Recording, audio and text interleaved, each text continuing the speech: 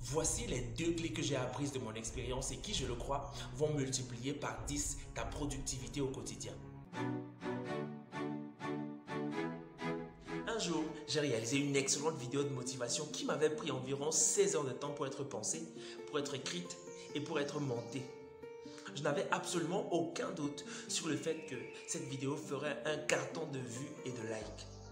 24 heures après sa publication, je me suis précipité sur mon YouTube Studio pour avoir les statistiques de la vidéo. Et imaginez quoi? Pratiquement personne n'avait cliqué sur la vidéo. Et ce n'est pas tout. La seule personne qui avait vu la vidéo avait cliqué sur le bouton dislike. Je ne peux réellement pas vous dire ce que j'ai ressenti à ce moment. J'ai essayé de m'encourager comme j'ai pu, de me motiver, mais au plus profond de moi, je ressentais de l'amertume, de la colère, de la frustration et même de la honte. Le seul désir que j'avais à ce moment était d'abandonner avec cette histoire de motivation. Mais il m'a fallu moins de 60 minutes pour que je me retrouve dans une position totalement contradictoire à la précédente. Quelque chose s'était passé. Une nouvelle personne venait de laisser son commentaire sous la vidéo et voici ce qu'elle avait dit. Après elle, une autre personne a commenté. Ensuite, une autre personne et plusieurs autres commentaires ont commencé à arriver. Bon, en quelques minutes seulement, le même monsieur qui était totalement découragé et décidé à tout abandonner était maintenant engagé plus que jamais à aller jusqu'au bout de son aventure. En moins d'1 heure de temps, j'avais pris 2 décisions sur la base de 2 émotions différentes et rien ne me rassurait que dans les minutes qui suivent, je ne recevrais pas peut-être un autre message négatif qui viendrait à nouveau changer mes émotions et changer ma décision. Cette expérience apparemment banale m'a pourtant révélé 2 puissantes clés qui m'ont rendu beaucoup plus productif qu'auparavant. Ne sois pas esclave de tes émotions. La plupart des personnes ne réussissent pas à apporter des fruits au quotidien parce qu'elles sont gouvernées par leurs émotions. Lorsqu'elles sont fâchées, elles décident de tout arrêter. Lorsqu'elles sont découragées, lorsqu'on leur a mal parlé, lorsqu'on ne les a pas appréciées, lorsqu'on a fait ci ou on a fait ça, elles décident de tout abandonner. Ce sont leurs émotions qui leur disent si elles doivent enfin commencer. Ce sont également leurs émotions qui leur disent si elles doivent abandonner ou alors continuer ce qu'elles avaient commencé. Le problème avec les émotions, c'est qu'elles sont changeantes et du coup ne peuvent pas représenter une base fiable sur laquelle on peut se tenir pour prendre une décision. Tout de suite, tu es fâché et tout à l'heure, il se pourrait que tu sois content. Tout de suite, tu es découragé et tout à l'heure, il se pourrait que tu sois encouragé. Voilà le jeu des émotions. Et les personnes qui portent du fruit au quotidien sont des personnes qui ont appris à faire ce qu'elles ont à faire, non pas à faire ce qu'elles ressentent l'envie de faire. Dans le cas de mon histoire, 60 minutes avant, je voulais tout abandonner parce que j'étais découragé, j'étais attristé. Mais quelques minutes après, quelque chose s'est passé et maintenant je suis engagé, je veux y aller, je veux continuer jusqu'au bout. Alors si je dois dépendre de ce que je ressens, de ce que les gens ont dit, de comment est-ce que les choses se sont passées, c'est certain que je ne pourrais pas me tenir et aller jusqu'au bout de ce que j'ai à faire.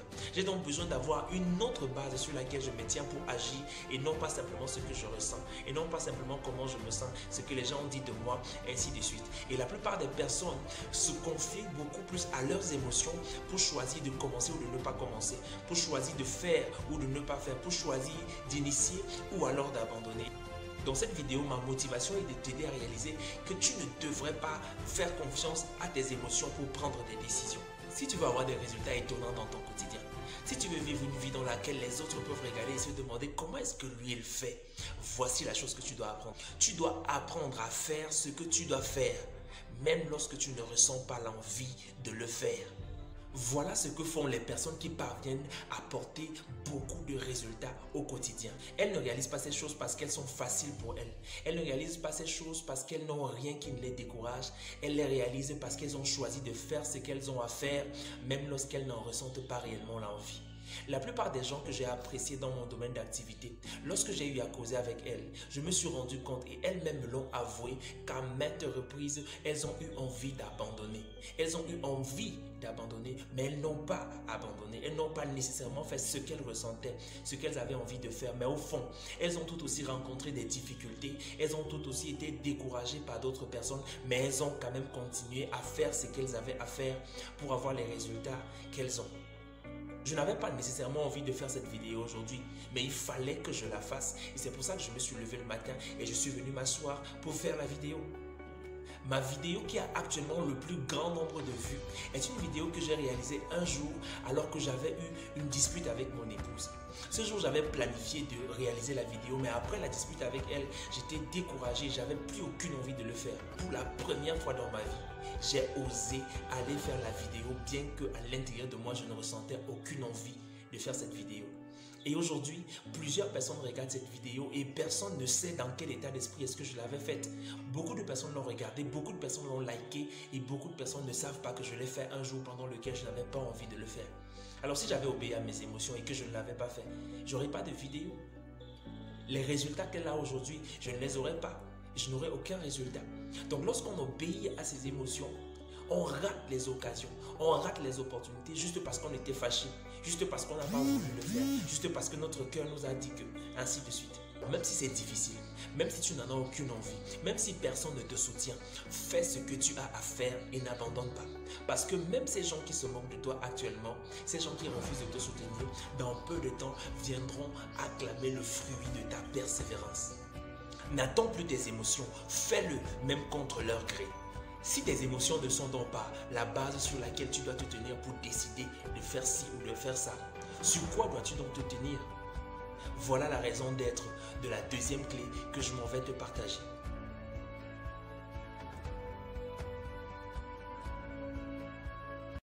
Développe des convictions solides. Pour ne pas être esclave de tes émotions, tu as besoin de développer des convictions solides. Les convictions, ce sont des vérités pour lesquelles tu es profondément convaincu. Et les personnes qui réussissent à apporter beaucoup de fruits au quotidien sont des personnes qui agissent sur la base de leurs convictions et non pas sur la base de leurs émotions. Lorsqu'elles sont convaincues, elles s'y lancent. Peu importe qu'elles aient envie de le faire, peu importe que les gens les encouragent, peu importe que l'environnement soit favorable, peu importe, elles s'y mettent parce qu'elles sont convaincues de ce qu'elles sont en train de faire. Lorsqu'on s'engage sur la voie de la motivation, par exemple, comme celle dans laquelle je suis, et qu'on n'est pas encore un grand motivateur reconnu comme certains, lorsqu'on regarde aux résultats que nos vidéos produisent, on a très vite envie d'arrêter et de se dire ce n'est pas pour moi. Pourquoi? Parce que quand tu vois 2 vues, tu vois un commentaire, tu vois un like, ainsi de suite, qu'est-ce qui se passe dans ta pensée? Dans ta pensée, tes émotions te disent que arrête-moi tout ça, pourquoi tu te casses la tête à faire ça? Mais lorsqu'on est convaincu, par exemple, qu'on n'est pas un hasard, qu'on a été conçu par Dieu et qu'il a mis en nous un potentiel, quelque chose qui est supposé servir les autres personnes, lorsqu'on est convaincu qu'il existe des gens sur cette terre qui ont besoin de ce que Dieu nous a donné et qu'on partage ces vidéos, alors à ce moment, nous savons que nous ne parlons pas à tout le monde. Nous savons qu'il est possible que les vraies personnes pour lesquelles les vidéos ont été conçues ne soient pas encore exposées à la vidéo. C'est pour cette raison que même lorsqu'on aura une seule vue, lorsqu'on n'aura personne qui nous regarde, lorsque ça ne semblera pas produire quelque chose de bien, nos émotions nous diront que c'est mieux d'arrêter. Mais la conviction que nous avons de ce qu'il y a des gens pour qui cette vidéo a été conçue va nous pousser à continuer à le faire. Nous ne ferons pas la vidéo. Nous ne produirons pas de nouvelles vidéos parce qu'elles ont eu plusieurs likes, parce que les gens ont aimé, ainsi de suite. Nous produirons des vidéos parce qu'on a la conviction que ce que Dieu a déposé en nous, il l'a déposé pour servir des personnes. Et peu importe le temps que cela prendra, ça retrouvera la bonne personne, la bonne cible, et ça lui rendra le ministère que Dieu a prévu que cela lui rende. Donc, c'est ce que je veux que tu réalises ici, c'est que tu dois apprendre à développer, tu dois développer des convictions sur la base desquelles tu te tiens pour faire ce que tu as à faire, même si ça semble bon, même si ça ne semble pas bon, même si les gens semblent être avec toi, même si les gens semblent ne pas être avec toi, pour ne pas être un esclave de tes émotions, ballotté à gauche et ballotté à droite. Le gros problème avec les convictions, c'est qu'il est possible pour toi de développer des convictions qui ne sont pas vraies. Ça veut dire d'être convaincu de quelque chose qui n'est pas vrai. Par exemple, si tu es une jeune fille et que parce qu'un garçon t'écrit beaucoup de messages et t'appelle constamment, tu te convaincs que ce garçon t'aime. Qu'est-ce qui va se passer? Dans très peu de temps, lorsqu'il va t'avoir dans son lit et qu'il va te mettre de côté, tu vas te désillusionner et tu vas te rendre compte que tu avais été convaincu d'une information qui n'était pas du tout vraie. Tu as besoin de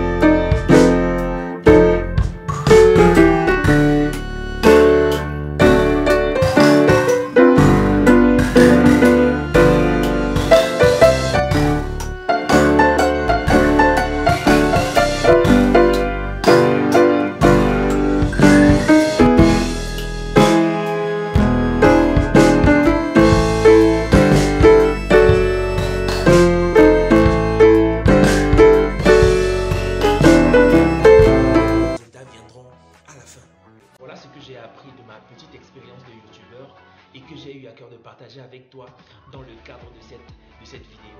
Tu as besoin d'arrêter d'être l'esclave de tes émotions et à côté de cela, tu as besoin de développer des convictions solides sur la base desquelles vivre.